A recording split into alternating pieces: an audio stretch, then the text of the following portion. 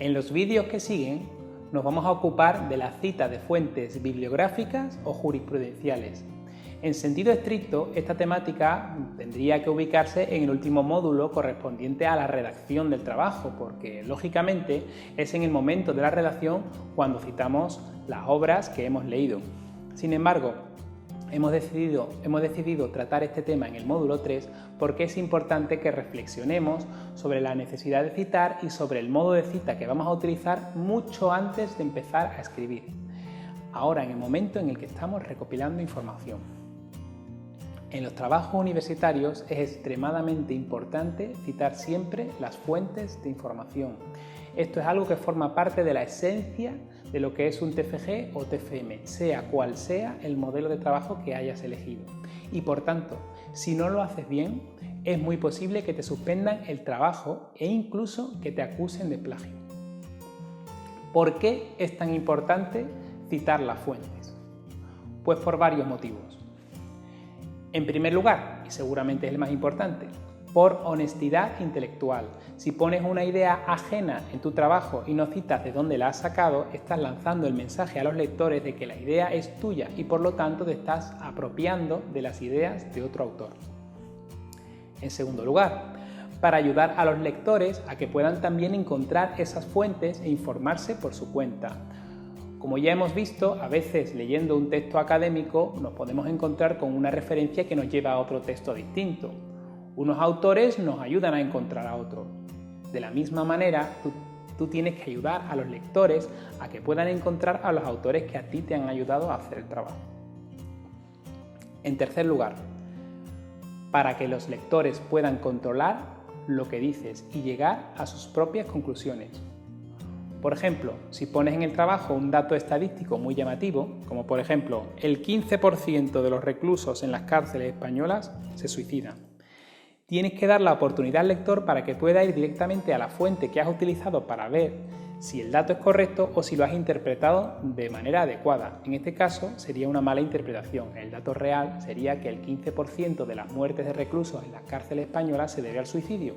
Parece lo mismo, pero realmente su significado es muy diferente. Por último, no debes olvidar que un TFG o TFM es una especie de examen y que una de las competencias que se van a evaluar es precisamente la de ser capaz de buscar información. Por lo tanto, citar las fuentes sirve para demostrar a los evaluadores que se ha utilizado bien esta habilidad y que se han consultado un buen número de fuentes relevantes. Ya tenemos claro que es muy importante citar de manera adecuada, pero ahora nos podemos preguntar, ¿cuándo debemos citar? Siempre que pongas una idea que has sacado de otra persona, tienes que citar la fuente, sin ninguna excepción. Hay que aclarar que no basta con citar la fuente en la bibliografía al final solamente. Es completamente necesario que cites al autor en el texto, ya sea mediante el sistema de autor y fecha o mediante una nota a pie de página. Y más adelante vamos a ver los modos de cita. En caso contrario, te estarías apropiando de la idea del autor haciendo creer a los lectores que es tuya, incluso aunque cambies mucho la redacción.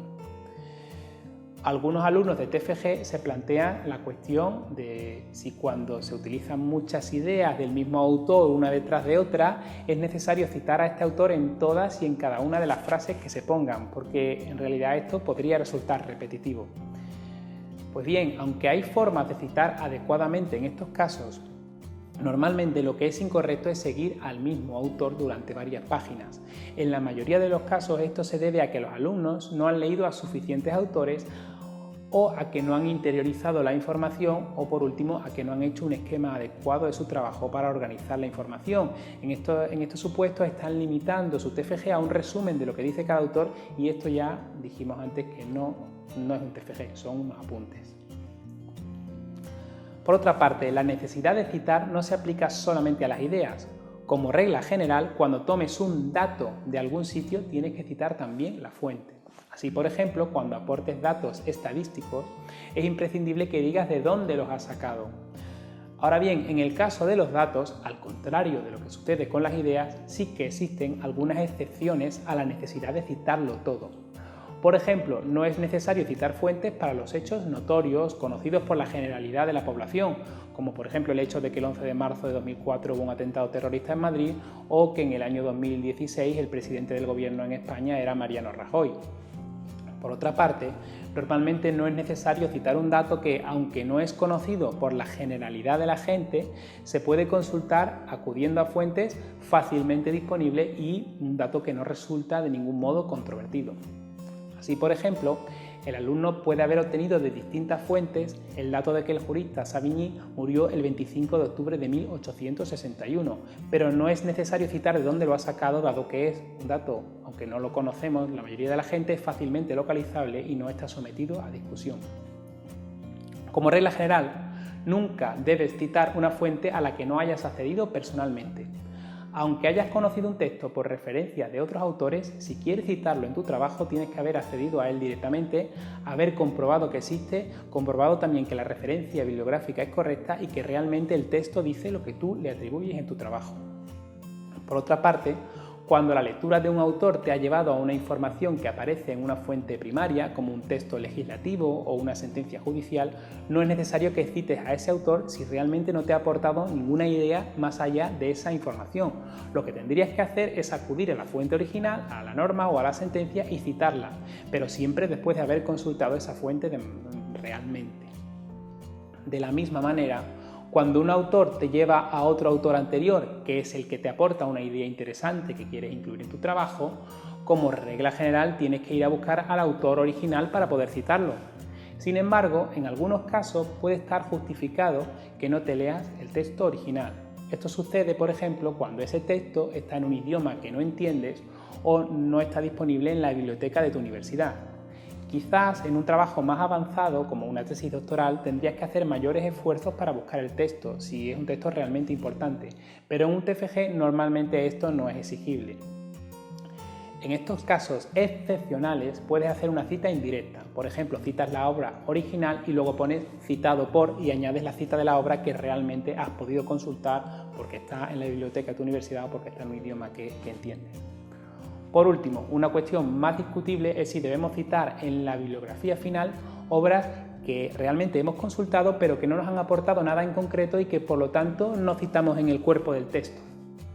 Por supuesto, no debemos hacerlo nunca si no las hemos consultado realmente, pero a veces sí las hemos consultado y queremos citarlas quizás para demostrar al tribunal evaluador que nos hemos tomado la molestia de leer estas obras.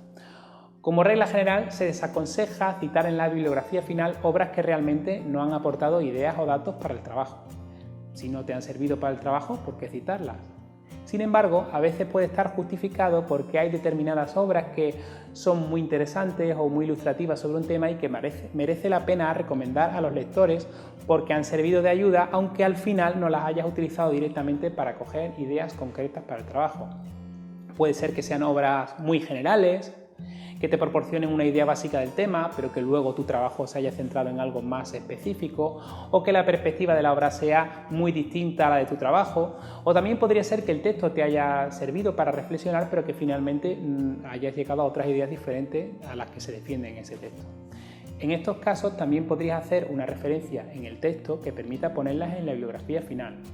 Por ejemplo, una nota a pie de página donde se diga: para saber más sobre este tema podría consultarse sea. De todos modos, si tienes dudas sobre si citar o no una obra, lo mejor es que lo consultes con tu tutor. Espero que con esto haya quedado claro lo importante que es citar las fuentes y también en qué momentos debe hacerse. A continuación, nos ocuparemos del modo en que se cita. Hasta el próximo vídeo.